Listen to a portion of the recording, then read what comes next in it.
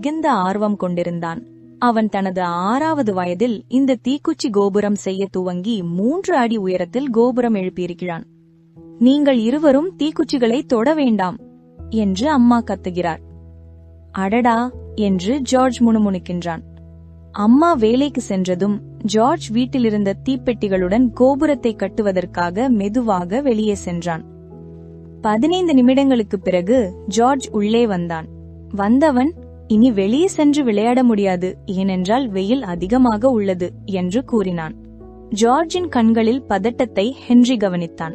அம்மா வீடு திரும்புவதற்குள் சூரியன் மேகங்களின் போர்வையின் பின்னால் தூங்கச் சென்றது போல் தோன்றியது.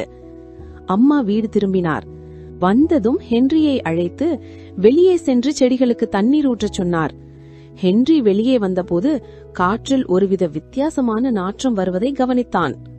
ஐயோ, அது என்ன இப்படியான துர்நாற்றம்